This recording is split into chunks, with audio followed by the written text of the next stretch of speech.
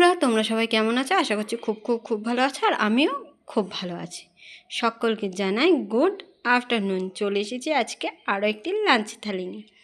তোমরা যারা আমার ভিডিও নতুন দেখছো তারা প্লিজ চ্যানেলটি সাবস্ক্রাইব করে দিয়ে পাশে থেকো, আর যারা অলরেডি সাবস্ক্রাইব করেছো তাদেরকে জানাই অসংখ্য ধন্যবাদ আমার পাশে থাকার জন্য, সাপোর্ট করার জন্য, আর এতটা ভালোবাসার জন্য। আর আমার লাঞ্চ থালি ডেকোরেশন কোনটা তোমাদের ভালো লাগে সেটা কিন্তু অবশ্যই কমেন্ট করে জানিও। চলো, আজকে আমার লাঞ্চ থালিতে রয়েছে একদম সিম্পল সাদামাটা হালকা খাবার। তোমাদেরকে তো দেখিয়ে দিলাম, চলো একবার বলে দিই যে আজকে আমার লাঞ্চ থালিতে কী কী আছে, আর তোমরা কে কী লাঞ্চ করছো সেটা কিন্তু কমেন্ট করে জানাতে ভুলো না। সবার প্রথমেই রয়েছে গরম গরম সাদা ভাত। বাঙালির লাঞ্চের থালিতে ভাতটা অবশ্যই থাকবে।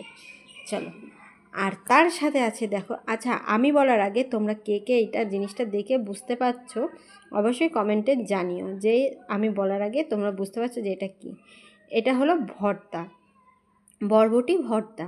বরবটিটাকে একটু ভাজা ভাজা, বরবটি আর রসুন কালো জিরে একটু তেলের পরে দিয়ে ভাজা ভাজা করে নিয়ে তারপরে আজকে কিন্তু এটা মিক্সিতে বাটিনি, এটা শিলে বেটেছি, যার জন্য খেতে কিন্তু বেশ সুন্দর হয়েছে। ভাজা ভাজা করে নিয়ে তারপরে মিক্সিতে বেটে আবারও কড়াইতে একটু তেল দিয়ে পেঁয়াজটাকে একটু ভাজা ভাজা করে নিয়ে এটাতে লবণ হলুদ দিয়ে একটু কষা মতন করে নিয়ে কিন্তু খেতে কিন্তু দারুণ। ওপর থেকে একটু সর্ষের তেল মানে দিয়েছিলাম, অসাধারণ কিন্তু খেতে হয়েছে। তোমরা কে কে এরকম বরবটির ভর্তা খাও অবশ্যই জানি। বরবটি শিম, আমার তো এরকম ভর্তা দিয়ে ভাত খেতে কিন্তু বেশ ভালোই লাগে খেতে, বিশেষ করে গরম গরম ভাত আর ভর্তা, অসাধারণ। তার সাথেই রয়েছে দেখো, এখানে রয়েছে পটলের তরকারি, মানে পটলটা একটু গামাখা গামাখা করে কষা কষা করছি।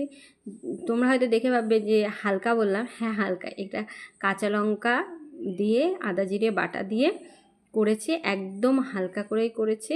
দেখো কালারটা দেখে মনে হচ্ছে কিন্তু হালকা, কিন্তু আবার একটু কষা কষা ভাব রেখেছি, তো যার জন্য কিন্তু মনে হচ্ছে যে একটু রিচ না, একদমই হালকা।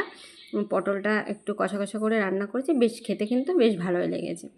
তার সাথে রয়েছে দেখো, এখানে আজকে দেখো ওলের জন্য মাছটা নিচেই পড়ে গেছে, ওল দিয়ে ইলিশ মাছ। আমি মাছটা ভেঙেই গেছে দেখো। আমি ইলিশ মাছ ভালো খাই, তোমাদেরকে আগেই বলেছি, যারা আমার পুরনো ভিডিও দেখো তারা তো জানে যে আমি ইলিশ মাছ খুবই ভালো খাই, যে যা দিয়েই হোক না কেন। কিন্তু ইলিশ মাছ ভাপাটা আমি একটু বেশি ভালো খাই। যাই হোক, ভাপাটা অনেক দিনই খেয়েছে, আজকে একটু ওল দিয়ে খেলাম, খেতে কিন্তু বেশ সুন্দরই হয়েছে। ওল আর ইলিশ অসাধারণ খেতে। চলো, তার সাথে রয়েছে দেখো এখানে আমের চাটনি। দেখো এখানে রয়েছে যখন ভিডিওটা করছিলাম একটা মাছি এত জ্বালাতন করছিল যে ভিডিওটা করতেই পারছিলাম না। দেখো রয়েছে এখানে আমের টক। খাবার পাতের শেষে এরকম আমের টক হলে বেশ ভালো লাগে। টক বলতে আজকে এরকম মানে গাঢ় করে একটু চাটনি করেছি, ঝোল করিনি। যাই হোক, আমার লাঞ্চ থালিতে আজকে হালকা আর সাদামাটা এরকম খাবার। তোমরা কে কী লাঞ্চ করছো অবশ্যই কমেন্টে জানিও। আর সবাই সুস্থ থেকো, ভালো থেকো, আমাকে অনেক অনেক ভালোবাসা দিও। Love you all, tata.